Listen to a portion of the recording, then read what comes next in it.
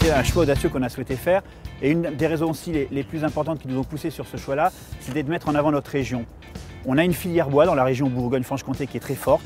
Et on souhaitait mettre en avant, on souhaitait dynamiser, valoriser cette filière bois en construisant effectivement un siège en bois. Je suis Thierry Coursin, président de LCDP, qui est une société de promotion immobilière qui a un atout très particulier, c'est qu'elle s'est inscrite dans une démarche constructive bois et biosourcé. Pourquoi? Parce que nous sommes dans une région qui est particulièrement bien dotée des matériaux de bois, qui connaît parfaitement la forêt, les acteurs, notamment des tas de personnes, d'entreprises, de partenaires, qui sont charpentiers, bureaux d'études, architectes, conseils, que sais-je, qui ont petit à petit créé une culture constructive bois de plus en plus importante, surtout de plus en plus reconnue, qui a dû passer bien des vicissitudes pour arriver à une certaine maturité.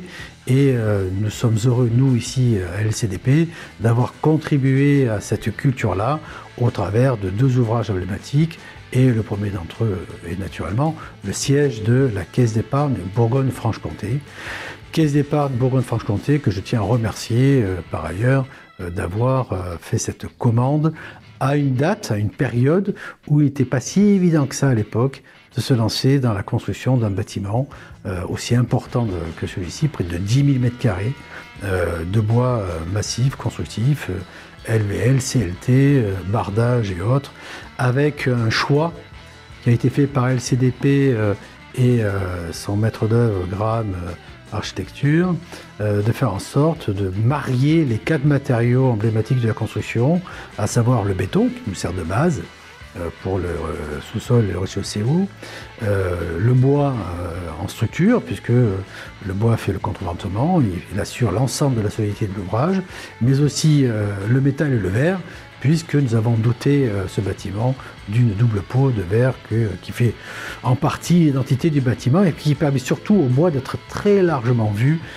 par l'ensemble des acteurs et des visiteurs qui passent du côté de Valmy, donc dans le quartier d'affaires de Dijon.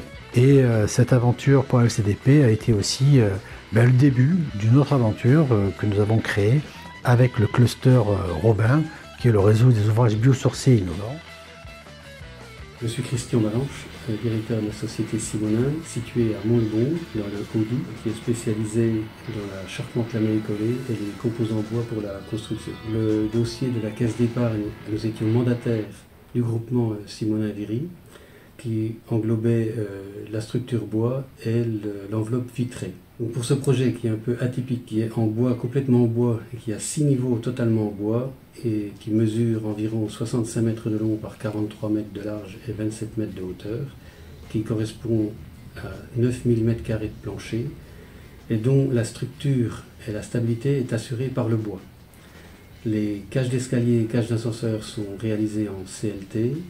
La stabilité est réalisée par une partie des dalles qui étaient fabriquées aussi en CLT et toute la structure lamellé-collé.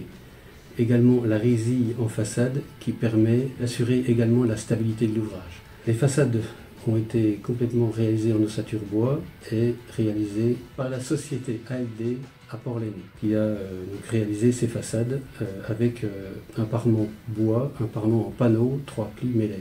Toute la structure est en épicéa, elle représente environ 950 m³ de lamellé-collé, 1100 m³ de CLT et environ 3000 m² de dalles béton, pour un total de 9000 m² de plancher. Toute la résille a été réalisée en lamellé-collé épicéa, protégée par la façade vitrée, une façade qui est tout de même ajourée, qui permet à ce que l'air circule. Et toute cette résille a été assemblée par le système d'assemblage Résix, qui est un développement de l'entreprise Simonin depuis une vingtaine d'années et qui permet d'avoir une résille qui est totalement esthétique, sans ferrure apparente. Les assemblages sont à l'intérieur du bois. L'utilisation du bois dans cet ouvrage, qui est de l'ordre de 2500 m³, permet de stocker environ 2500 tonnes de CO2. Au niveau de la stabilité au feu de l'ouvrage, il a été demandé avec 1 heure au feu, ce qui était facilement je veux dire, facilement réalisable avec le bois. Nous venons de réaliser un bâtiment, un R+7 pour le village des athlètes à Paris, un bâtiment de 7 niveaux avec un gymnase au dernier niveau, et réalisé de cette fois-ci complètement en lamellé-collé bois de France, bois de pays. En parallèle, actuellement, nous réalisons un R+8 à Monaco, qui lui également est complètement en bois, avec une tenue au feu d'1 heure et demie. La particularité de cet ouvrage, c'est qu'il est dans un environnement assez compliqué à travailler du fait du manque de place, et la demande, et nous le réalisons sans grue. Donc nous avons un système de levage qui permet de lever le bâtiment sans grue.